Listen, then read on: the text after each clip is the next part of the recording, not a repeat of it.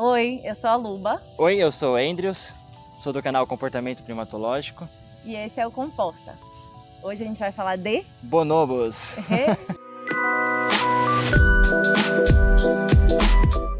Oi, gente, então, eu tô aqui com o Andrews, que é do canal Comportamento Primatológico.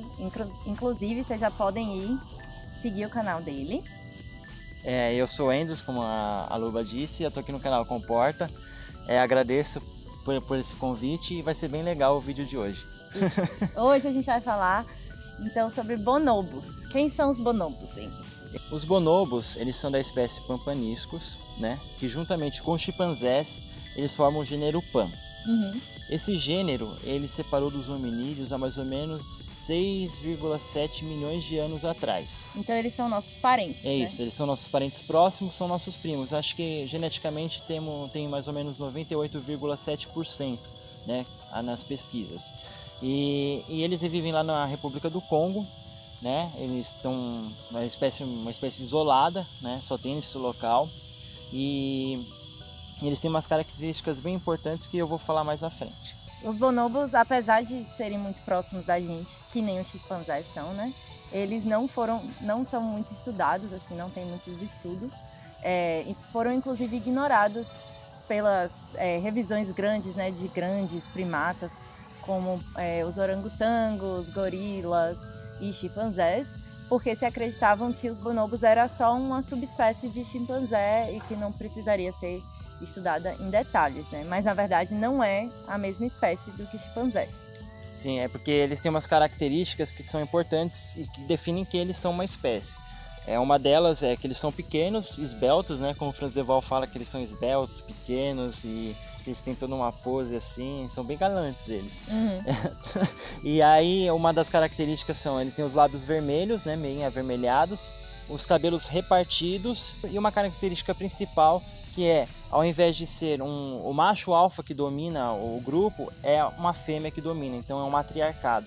Empieza el matriarcado. Então isso é o que define uma das características principais dos bonobos.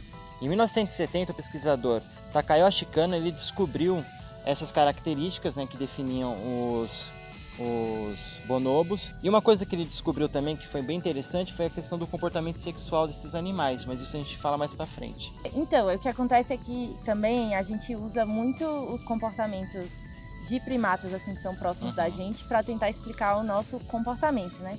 E aí tem vários paralelos do comportamento agressivo de chimpanzés, que tem uma sociedade bem agressiva, né?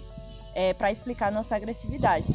Mas, na verdade, o que acontece é que os bonobos também são tão próximos da gente quanto os chimpanzés e são uma espécie que não é muito agressiva. Então, essas pesquisas mais novas também estão sendo utilizadas para explicar o nosso comportamento não agressivo, que também temos, e como isso pode estar... como isso pode ter vindo há muito tempo atrás, né? Não só da gente, né? E aí tem duas pesquisas legais com bonobos, falando dessa coisa de empatia e tudo mais, que uma que eles dividem comida com estranhos na maioria das vezes. Então colocaram dois bonobos separados por uma porta e um tinha comida e o outro não. Certo. E aí na maioria das vezes um bonobo abria a porta para dividir a comida com o outro, mesmo que ele fosse perder uma parte da comida, né? Porque tá dividindo. Isso com um bonobo estranho, que ele não conhecia. E também tem outra pesquisa que é com bocejo. A gente tem esse bocejo contagiante, né? Se uma pessoa boceja, você boceja também. E isso é um sinal de empatia em humanos. E aí, em bonobos também tem esse bocejo contagiante. E eles, numa pesquisa, eles bocejavam mais com estranhos do que com bonobos que eles já conheciam. E aí, os pesquisadores, enfim... estão discutindo que isso pode ser um sinal de mais empatia dessa espécie e um pouco menos agressividade, né? Porque chimpanzés encontrando estranhos têm um comportamento muito agressivo e bonobos têm menos. E é interessante porque só de falar bocejo, às vezes você que está assistindo aí, você já deve estar bocejando. Já fica... Como eu disse lá atrás, e a gente deixou para falar um pouco aqui na frente, é a questão do comportamento sexual desses animais. É bem interessante quando a gente vê assim, porque o Cano em 1970, ele, ao observar os bonobos, ele descobriu as características principais desses animais. E as fêmeas, elas, como são matriarcas, na hora de comer, elas estão na árvore. Então a fêmea, que é a macha alfa... Não precisa ser macho pra ser alfa. Então a fêmea, que ela é a fêmea alfa, ela come primeiro, geralmente nesses grupos. E aí, as fêmeas que estão mais abaixo, elas às vezes ou ficam com as migalhas, ou é dividido com aquela fêmea que a matriarca tem mais proximidade. Então, o que acontece? Para não ter um conflito que às vezes tem, né? Se fosse pensar nos chimpanzés, eles já estariam brigando, se mordendo por causa daquela comida.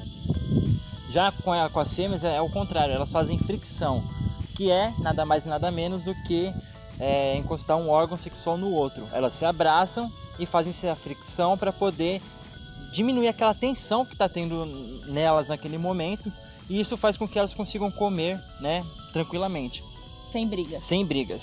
É lógico, a gente vê em casos reprodutivos, né, quando elas estão férteis, em tempo férteis, reprodução entre macho e fêmea, que lógico, isso tem que continuar perpetuando a espécie.